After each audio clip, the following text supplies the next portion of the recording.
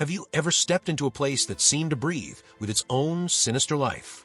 A place that makes every instinct in your body scream to leave. The video opens with these chilling words, accompanied by dark, ominous visuals of an old house, its silhouette barely visible under the dim light of a street lamp.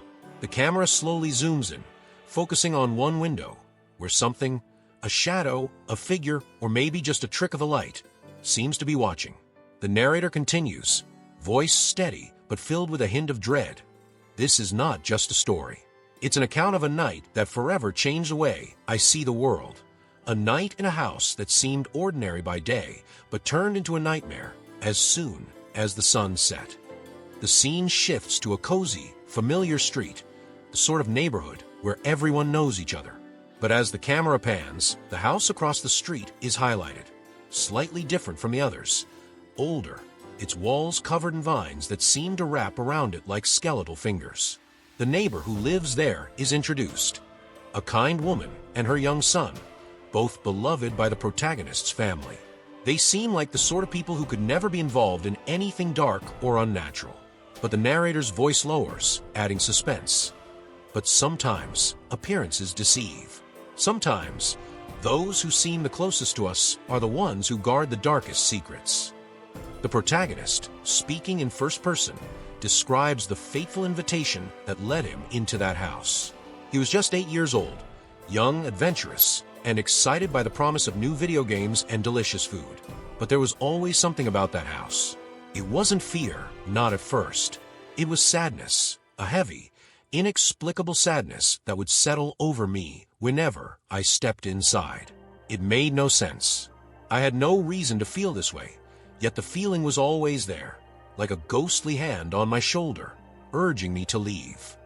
Then came the invitation to stay overnight. The friend had borrowed a Super Nintendo with games that the protagonist didn't have, and the promise of playing all night was too tempting to resist. But even as his mother packed his things, the neighbor's mother's warning echoed in his ears. Bring warm clothes. It gets cold at night. The protagonist's mother had laughed it off, but something about the way she said it made the air feel heavier. A coldness that shouldn't be there, the narrator says, and the camera shows the protagonist's small hand reaching for his jacket, the sound of his heartbeat subtly building in the background. As he steps across the threshold of the house that night, the atmosphere changes completely. The usual sadness transforms into something darker, a sense of oppression that bears down on him, almost suffocating. The house is silent, the kind of silence that feels alive, listening, waiting. The narrator's voice slows, each word dripping with suspense. I wanted to turn around. I wanted to tell my mom that I had changed my mind, but then I heard her voice, cheerful, telling me to have fun. So I stayed. The visuals show the protagonist walking down the long, dark hallway of the house, the walls adorned with old pictures and rows of porcelain dolls, each one staring blankly, their eyes following him as he passes. The narrator continues, there were so many dolls. I had never noticed how many. They wore old-fashioned clothes, their eyes glassy and lifeless, yet they seemed to watch every step I took. The camera shifts to show the friend's room, a small haven of light in the otherwise dark house. They started playing games, laughter breaking the tension, but the feeling never went away. It lurked in the background, a shadow that refused to be forgotten. The introduction closes with a scene that leaves the audience uneasy. As the protagonist gets up to go to the kitchen, he notices one of the dolls lying on the floor, its face turned toward him, almost as if it had fallen deliberately to be noticed. The friend brushes it off. They fall sometimes. But the protagonist feels the hairs on the back of his neck stand up, a cold breeze brushing past, though the windows are closed. The narrator ends, voice low and trembling. That was just the beginning. I didn't know it then, but something in that house had decided that I wasn't welcome, and it would make sure I knew it before the night was over. The screen fades to black, with a subtle call to action appearing in blood-red letters. If you dare, stay with us.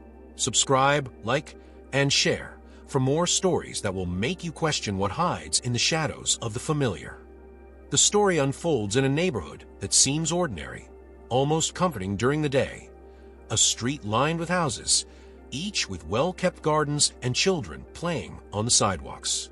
But as the sun sets, one house stands out from the rest. The neighbor's house, an old and imposing structure that seemed to draw shadows towards it. The paint on its wooden walls is faded, and the windows are always half covered by heavy curtains, as if the house were hiding something inside.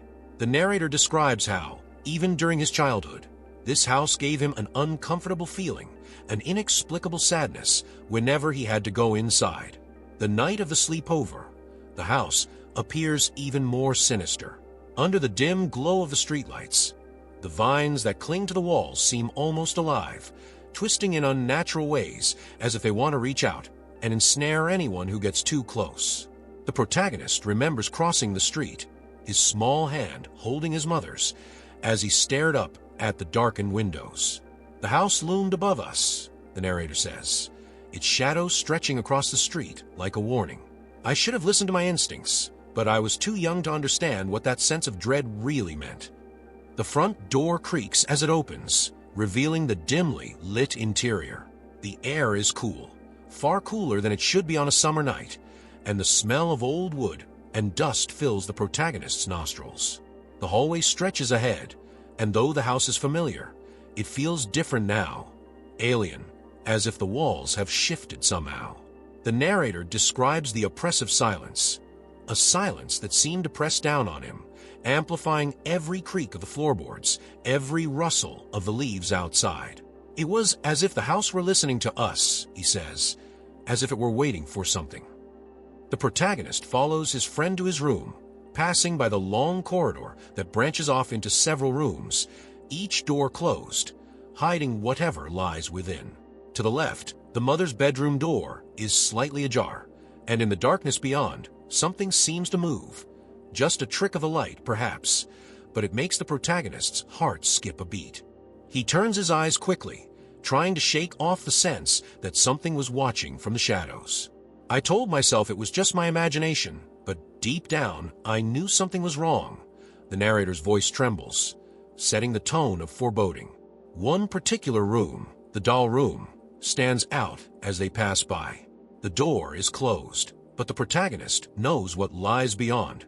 Shelves upon shelves of old dolls, each dressed in Victorian clothing, their eyes staring blankly into the void. The narrator recalls how he always felt uneasy around those dolls, their porcelain faces too lifelike, their expressions frozen but somehow hinting at something more sinister.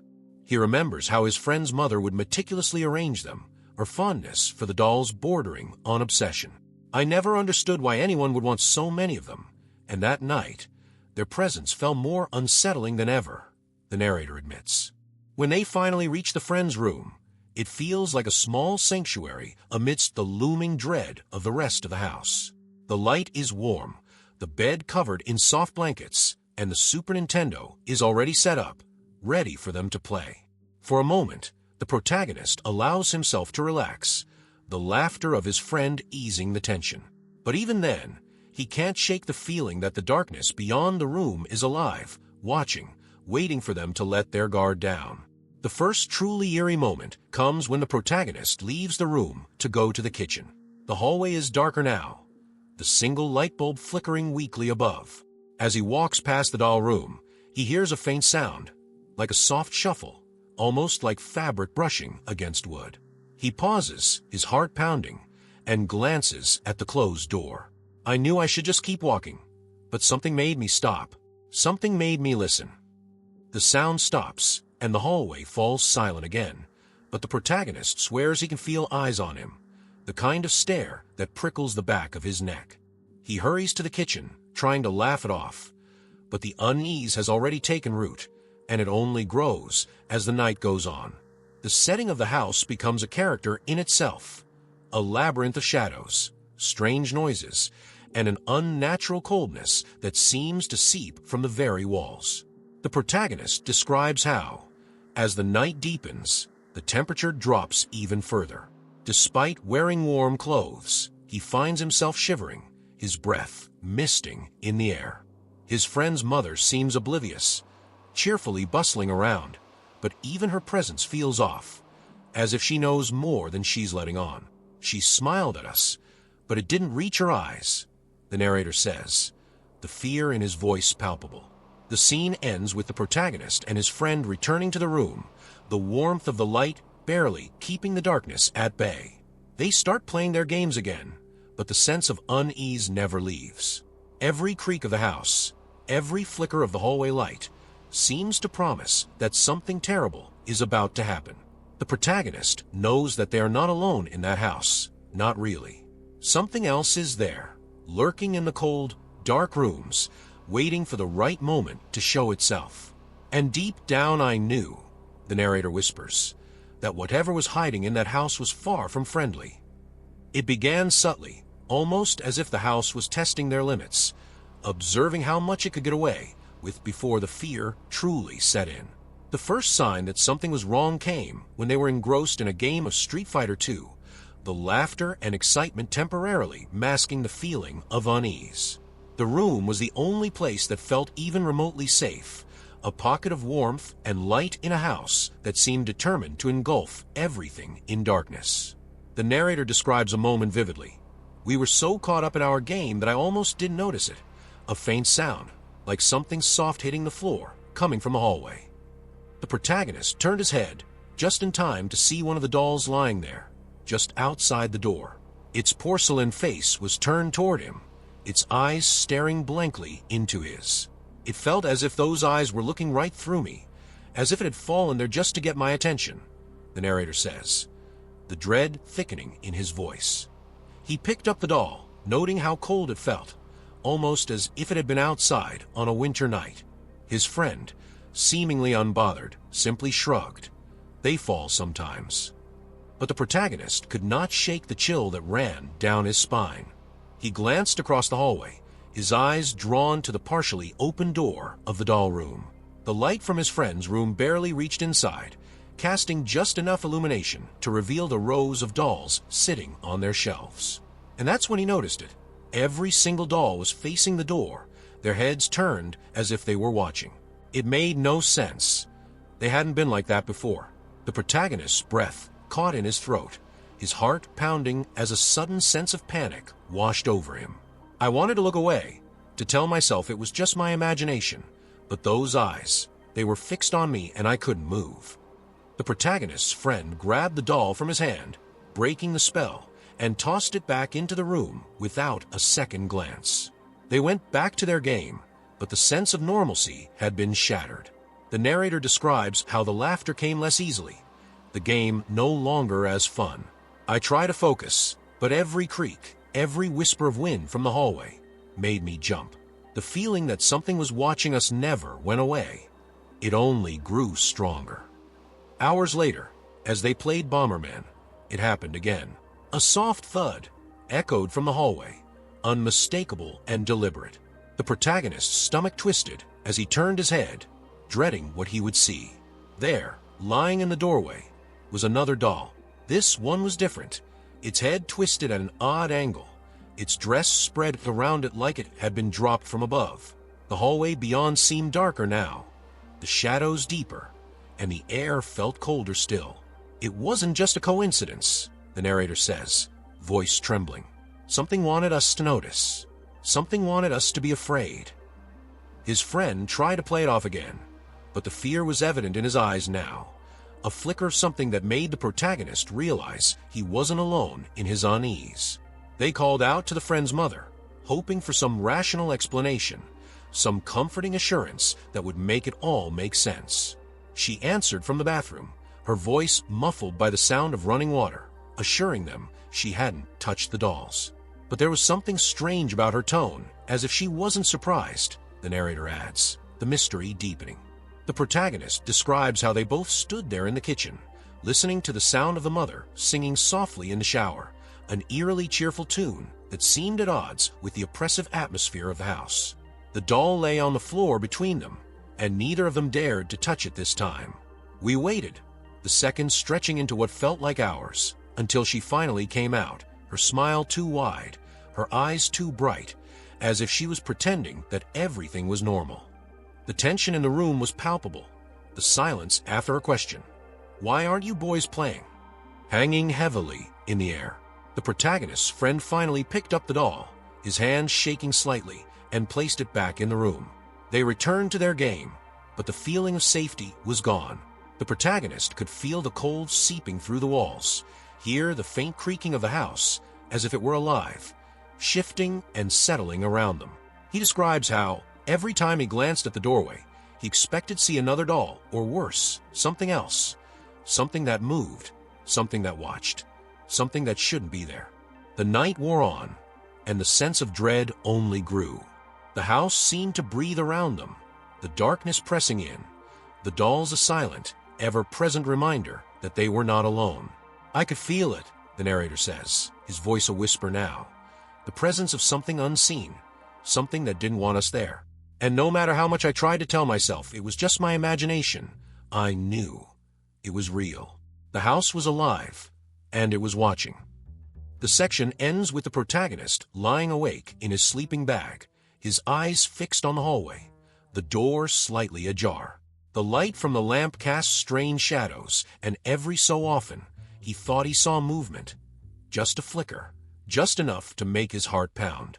He wanted to get up, to run across the street back home, but he couldn't bring himself to move. "Something was waiting," the narrator finishes, his voice filled with fear. "Something that wanted us to stay, and I was too afraid to find out why." The tension in the house kept building, each moment feeling heavier than the last. The protagonist knew that something was very wrong, but there was a part of him that still hoped it was all just his imagination. The soft thuds of the dolls, the strange chill in the air, and the eerie silence that settled in the house whenever the mother left the room, they were all pieces of a puzzle that he was terrified to complete. But he couldn't ignore it any longer. It was as if the house was calling to him, begging him to see what it was hiding, and despite every instinct telling him to leave, he found himself curious. The internal conflict grew stronger with each passing hour. The protagonist sat on the floor of his friend's room, trying to focus on the game, but his eyes kept drifting to the door, to the dark hallway beyond. Should I just leave? He wondered, his heart racing at the thought. The warmth and safety of his own home were just across the street. He could run, knock on his own front door, and be embraced by his mother, away from the creeping darkness of this place. But if I leave now, he thought, I'll never know what's really happening here. I'll never know if the fear is real or just a nightmare in my head. His friend, noticing the protagonist's distraction, looked at him with concern. The laughter from earlier had vanished, replaced by an uneasy silence between them. Finally, his friend spoke, his voice barely above a whisper. "I think there's something wrong with the dolls." The confession sent a shiver down the protagonist's spine. He had hoped that his friend didn't notice, that maybe it was just him imagining things. But the fear in his friend's eyes was real, and it mirrored his own. It was a silent acknowledgement that they were not alone, that something else was there, lurking in the shadows of the house. The protagonist felt torn. Part of him wanted to pack up and leave right then and there, to never look back at this strange and unsettling place. But another part of him, a part he didn't quite understand, felt drawn to the mystery. What was it about the dolls? Why did they seem to move on their own? Why did the house feel so unbearably cold at night? It was curiosity battling against fear, and the weight of that decision pressed down on him, leaving him frozen. Then came the turning point. A loud noise echoed through the house, like something heavy had fallen. It came from the direction of the doll room. The two boys looked at each other, their eyes wide with fear. The protagonist's friend swallowed hard, his face pale.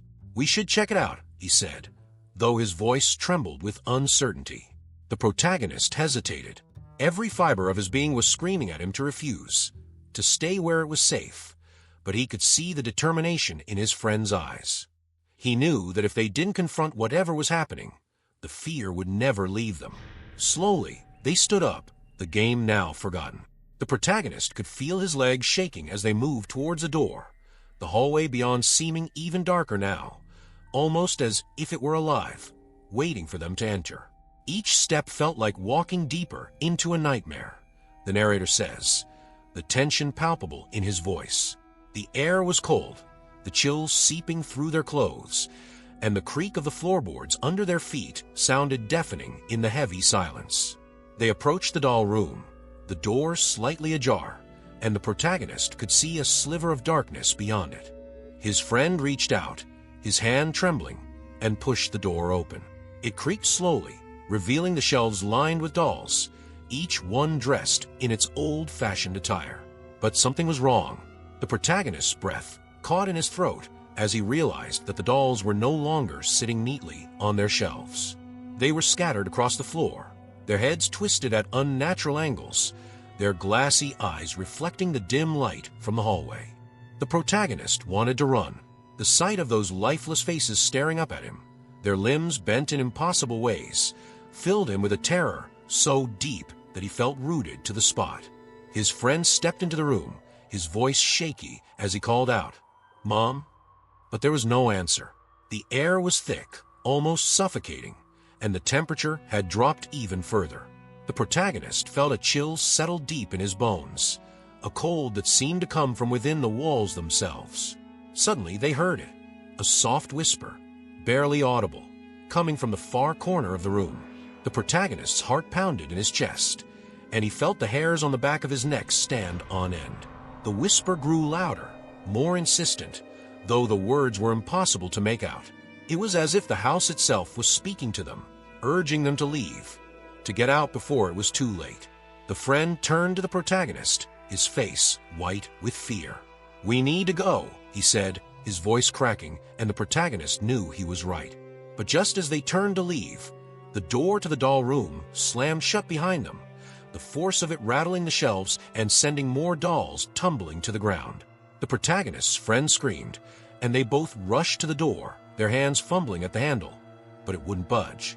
The whispering grew louder, echoing around them, and the protagonist could feel his heart in his throat, his entire body trembling with fear. "It was like the house didn't want us to leave," the narrator says, his voice trembling. "It wanted us there, trapped with whatever was hiding in the darkness." In that moment, the protagonist realized the gravity of his decision. By choosing to confront the unknown, they had awakened something that was determined to keep them there. He banged on the door, his voice cracking as he called for help, but the house seemed to swallow the sound, the oppressive darkness pressing in on them. The fear was overwhelming, a cold, paralyzing terror that made it hard to breathe. They were trapped, and whatever was in that house, whatever was moving the dolls, whispering in the shadows, was not going to let them go easily. The scene ends with the door finally bursting open, the friend's mother standing there, her face pale and her eyes wide with shock. She looked at the boys, then at the scattered dolls, and her expression changed, something like recognition, mixed with fear.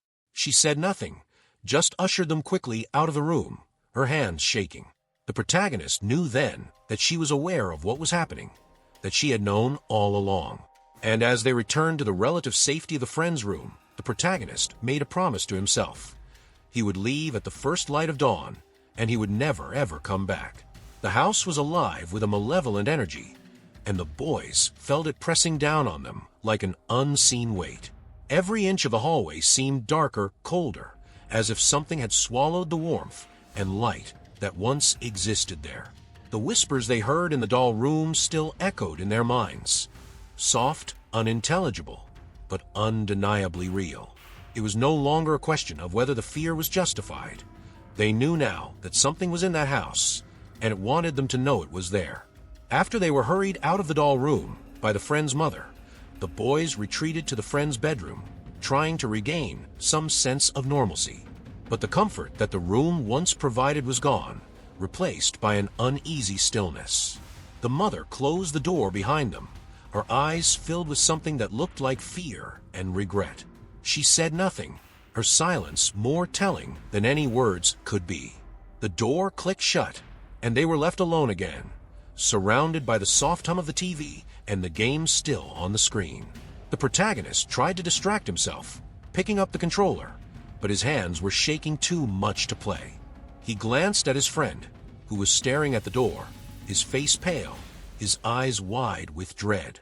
"Do you think it's over?" the protagonist whispered, his voice barely audible. His friend didn't answer. Instead, he just shook his head, his gaze never leaving the door. The protagonist could feel it too, that sense of something unfinished, something that was still waiting for them. Suddenly, a chill swept through the room, colder than anything they had felt before. It wasn't just a drop in temperature. It felt like the cold was alive, wrapping itself around them, squeezing the breath from their lungs.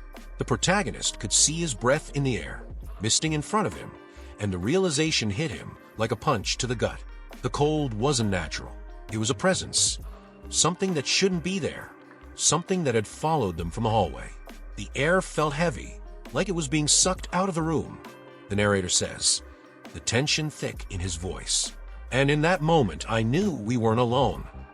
The TV flickered, the screen cutting to static for a brief moment before returning to the game, but something had changed. The protagonist looked at the reflection on the screen, and there, in the dark corner of the room, he saw it, a shadow standing still, its form barely distinguishable from the darkness around it. He blinked, his heart pounding, his eyes wide. Was it real? Was it just his imagination? But then his friend gasped, his eyes locked on the same spot. "Do you see it?" he whispered, his voice cracking with fear. The shadow moved, a slow, deliberate motion that sent a wave of terror through the boys. It stepped forward, and they could see it more clearly now. A tall, thin figure, its limbs elongated, its face obscured by darkness. It didn't walk like a person. It glided, almost as if it were floating just above the ground. The protagonist felt his body freeze, every muscle locking in place. "Run!" His mind screamed, but his legs wouldn't obey. The figure seemed to be looking at them, though it had no eyes. Just an empty void where a face should have been. The friend grabbed the protagonist's arm, breaking him from his paralysis.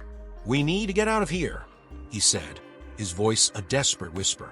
They scrambled to their feet, the protagonist's heart pounding so loudly he could barely hear anything else. The figure moved again, a sudden jerk, and they both screamed, bolting for the door. The protagonist fumbled with the handle, his hands slick with sweat. But finally, the door flew open, and they tumbled into the hallway, the oppressive cold following them like a shadow.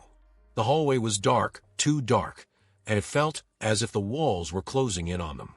They could barely see, their vision blurred by fear, and the tears welling in their eyes. The whispers started again, louder this time, more insistent, coming from every direction.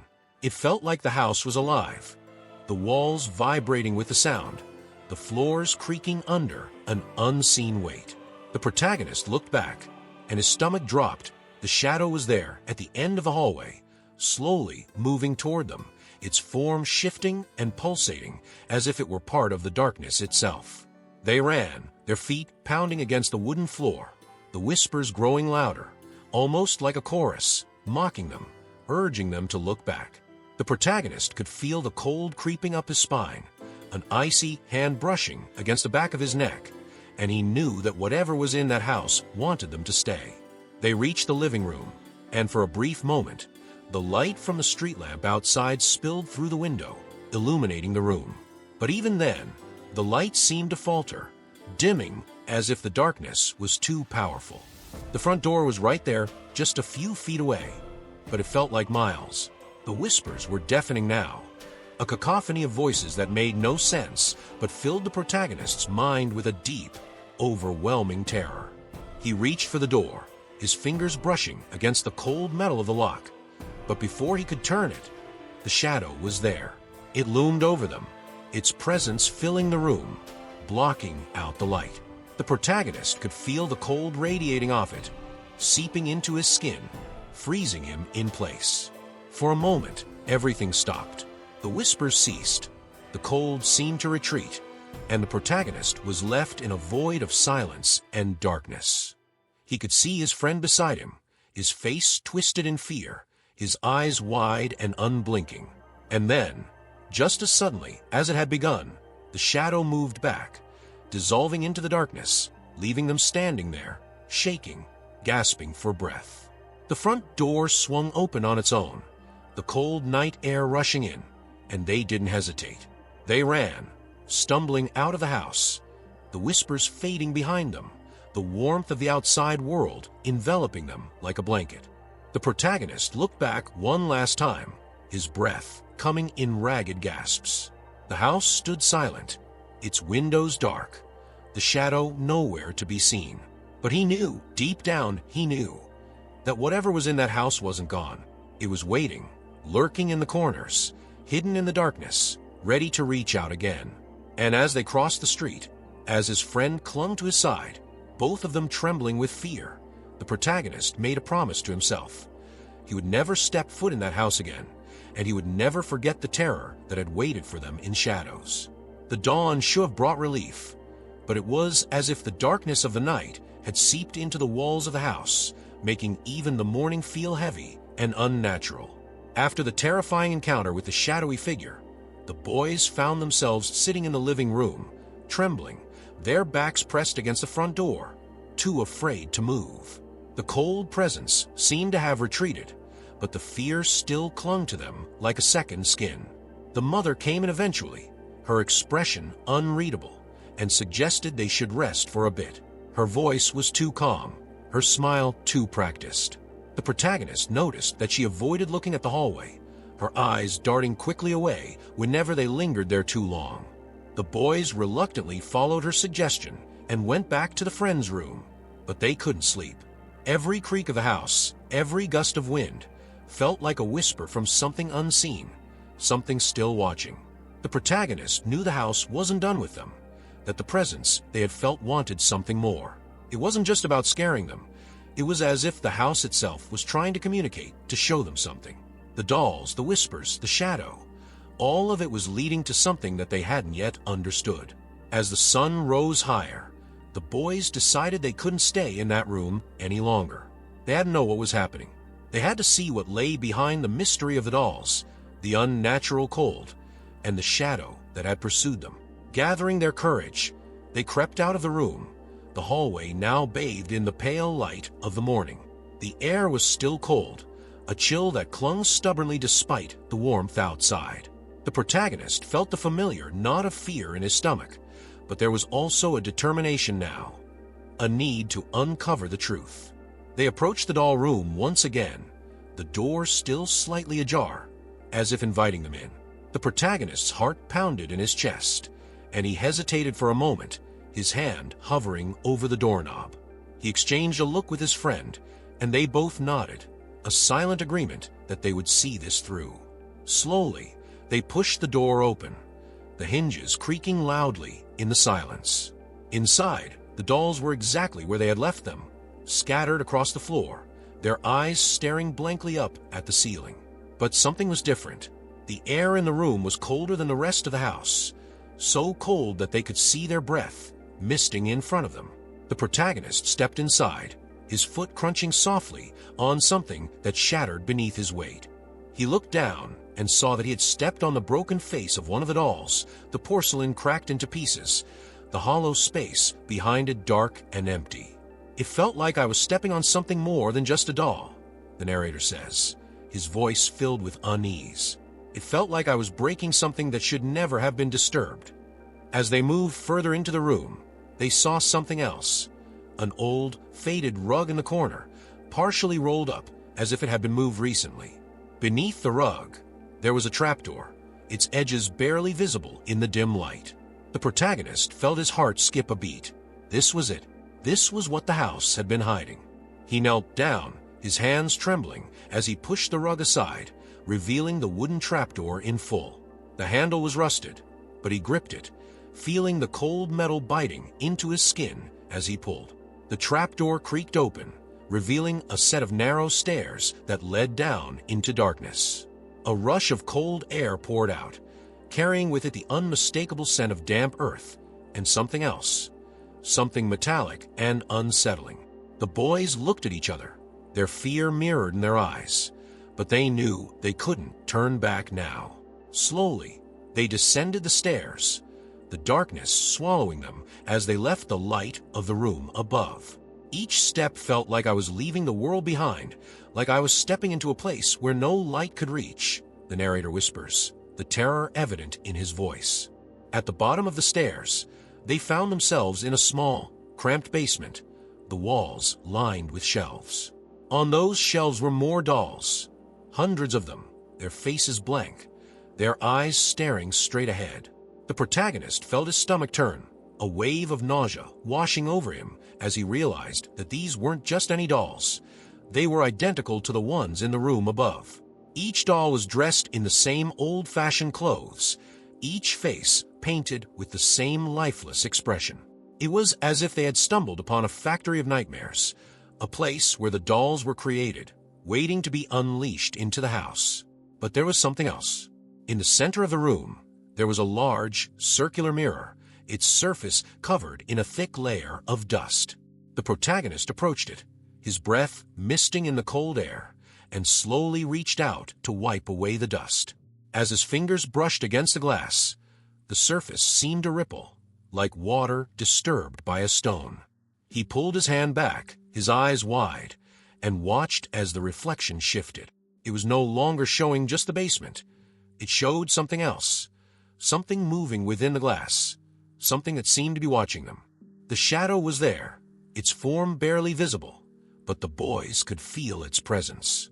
It moved closer to the surface of the mirror, its face still obscured, and then it spoke. The voice was a whisper, the same that they had heard before, but now it was clear, each word echoing in their minds. "You should never have come here." The protagonist felt a cold terror grip his heart, his body frozen as the shadow reached out from within the mirror, its hand pressing against the glass as if trying to break through. The friend screamed, grabbing the protagonist's arm, and they both stumbled back, the mirror shuddering as the shadow's hand struck against it. The glass cracked, a spider web of fractures spreading across the surface, and the boys turned and ran, scrambling up the stairs, their breaths coming in ragged gasps. The whispers followed them, growing louder, more frantic, as if the house itself was trying to keep them from escaping. They burst into the doll room, slamming the trapdoor shut behind them, and ran out into the hallway, the cold air swirling around them, the dolls' eyes seeming to follow their every move. The front door was still open, the light of the morning spilling in, and they didn't stop until they were outside, the warmth of the sun hitting their faces like a lifeline. The protagonist looked back at the house, his heart still pounding, and saw the mother standing in the doorway, her face pale, her eyes filled with something that looked like regret.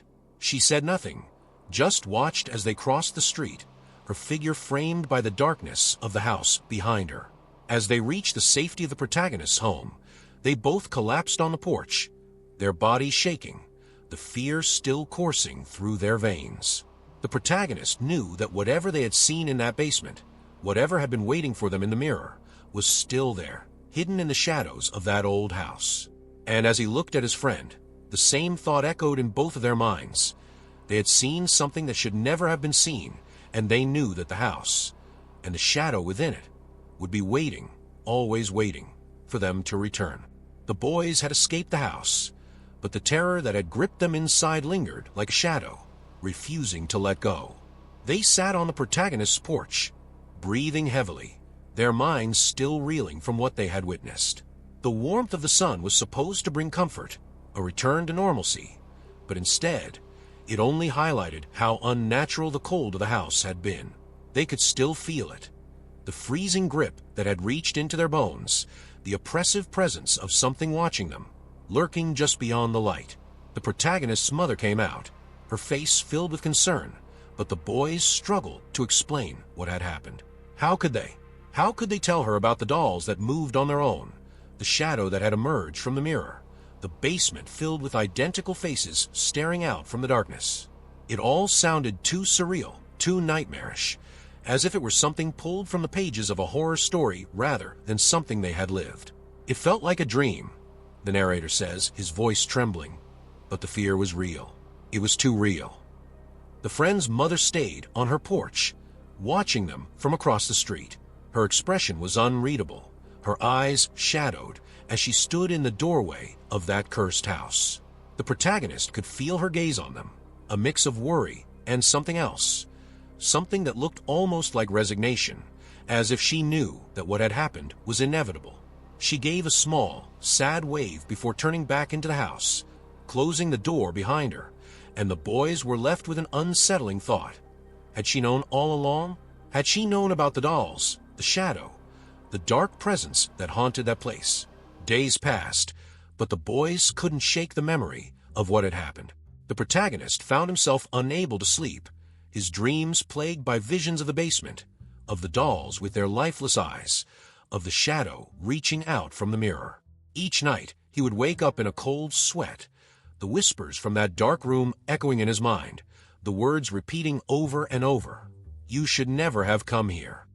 He knew he would never forget that voice, the way it seemed to seep into his thoughts, to cling to him like a dark cloud that refused to dissipate. The friend had it worse. He lived across the street, in the shadow of that house, and every night he would see it from his window, dark and silent, the curtains drawn tight, the cold seeping out even from a distance. He told the protagonist how, sometimes, he would see movement in the windows at night, just a flicker of something shifting in the darkness, and each time, he would feel that same chill settle over him. "It's still there," he whispered one day, his voice barely audible, his eyes filled with fear. "I think it's watching me." They tried to avoid the house, to stay away from the street, but the presence of it seemed to loom over their entire neighborhood, a constant reminder of what they had seen, of the secrets it held. The protagonist's parents would still speak with the neighbor, still exchange pleasantries, still act as if everything was normal. But the protagonist knew better. He could see it in her eyes, the fear that lingered there, the knowledge that she was hiding something dark, something that should never have been uncovered. One day, the protagonist gathered the courage to ask his mother about the neighbor's family, about the house. She hesitated before answering, her voice taking on a somber tone. She spoke of the woman's parents, who had lived there before, how they had both died in that house, how the woman had been left alone, with only her strange collection of dolls for company. "She's always been a little different," his mother said, her eyes clouded with something like sympathy. "But she's harmless, just lonely. Those dolls meant a lot to her." The protagonist didn't say anything, but he knew there was more to it. The dolls weren't just toys. They were a part of the house, a part of whatever darkness lingered there. He remembered the basement, the mirror, the shadow, and he couldn't shake the feeling that the dolls were connected to all, that they were vessels for something else, something that watched and waited and moved when no one was looking. The thought filled him with a deep, bone-chilling dread. The natural conclusion of the story was not a grand escape or a triumphant victory over the supernatural. It was a slow, creeping realization that some places, some things, were beyond understanding. The boys avoided the house, but it remained there, always on the periphery of their vision, always a reminder of what they had seen.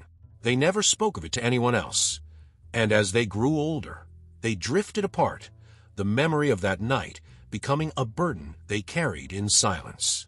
But the protagonist could never forget. Even as an adult, he would sometimes walk past that street, his eyes drawn to the house, still standing, still dark and silent, the curtains always drawn.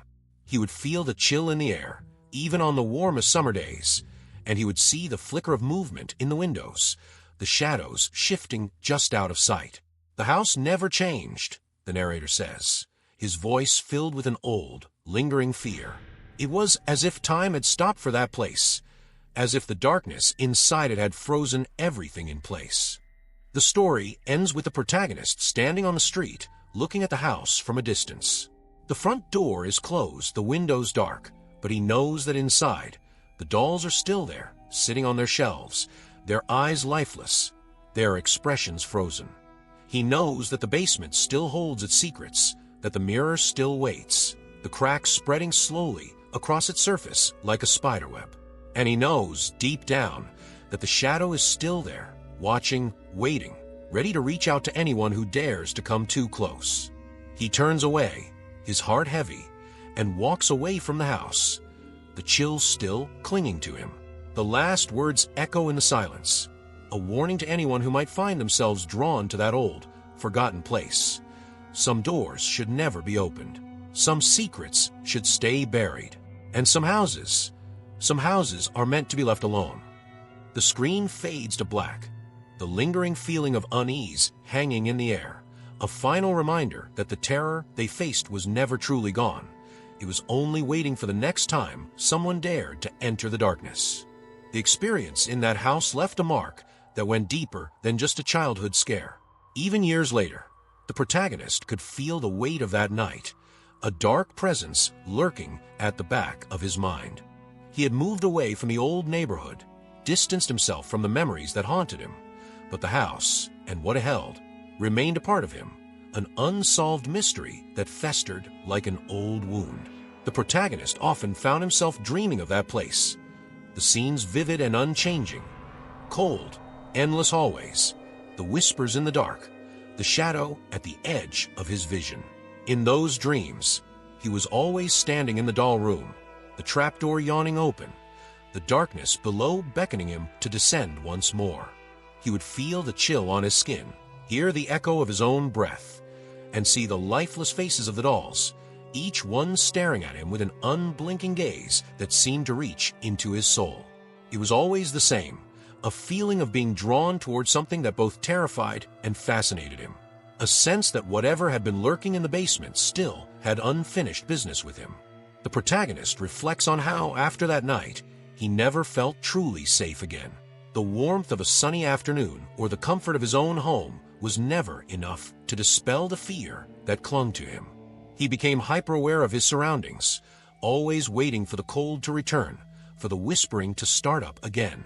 "I lived with a constant sense of dread," the narrator says, his voice subdued and tinged with fatigue. "Like I was waiting for something to come back, to finish what it started." He talks about his friend, the one who had lived in that house. They had grown apart over the years, the distance between them not just physical, but also emotional. Neither of them wanted to speak about what had happened, and the silence built a wall between them that neither was willing to break. But the protagonist knew that his friend had been affected even more deeply. The few times they spoke, the fear was still evident, his friend's voice hushed, his words careful, as if the very mention of the house might bring its horrors back to life. The protagonist's friend had stayed in the neighborhood, stuck in the shadow of that house. He had told the protagonist once, in a rare moment of vulnerability, that the dolls still moved sometimes, that the whispers still echoed through the hallways on cold nights. He spoke of the way his mother seemed oblivious, still arranging the dolls, still pretending that everything was fine, even as the air grew colder and the shadows stretched longer. "She acts like it's all normal," his friend had said, his voice barely above a whisper. "But I know she hears it too. I know she feels it." The protagonist felt a deep sadness when he thought about his friend, a sense of guilt that he couldn't shake. He had escaped, but his friend had been left behind, trapped in a place that seemed to grow darker with each passing year. The protagonist knew that the house had taken something from them both, a sense of innocence, a belief that the world was a safe and predictable place. They had seen the other side, the darkness that lurked just beyond the edges of their understanding, and they could never go back to the way things were before. One day, the protagonist received a call. It was his friend, his voice shaky, almost broken.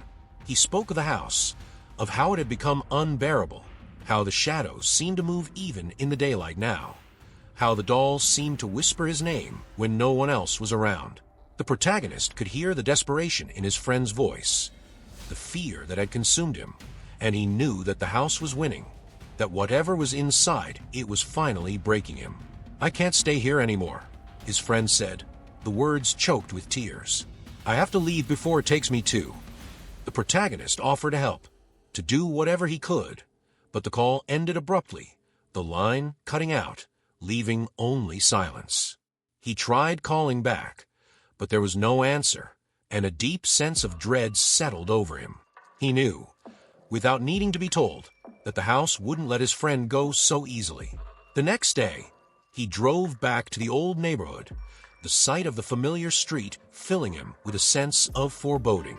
The house stood there, dark and silent, the curtains drawn, just as they had always been. The protagonist knocked on the door, his heart pounding, but there was no answer.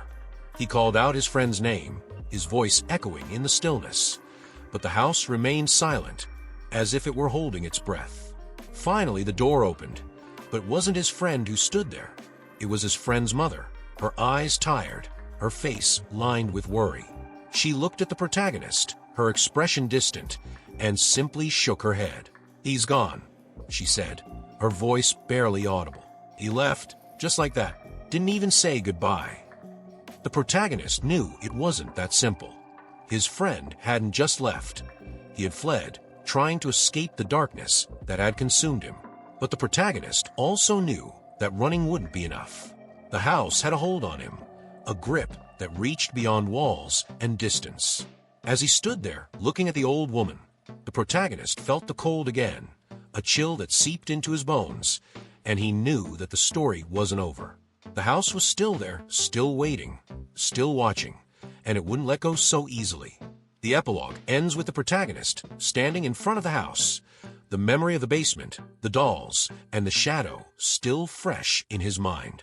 He knows that he can never truly escape what happened, that the darkness he encountered in that place is a part of him now. "Some things stay with you," the narrator says, his voice a mix of resignation and fear.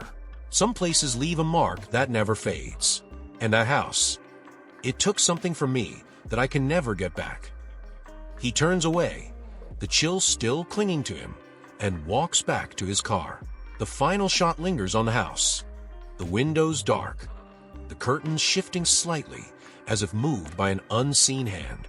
The whispers are faint, barely audible, but they are there, echoing through the silence, a reminder that the darkness never truly left. It was waiting, patient, ready for the next soul foolish enough to cross its threshold. The screen fades to black, the only sound the soft, echoing whispers that seem to promise one thing: it's not over.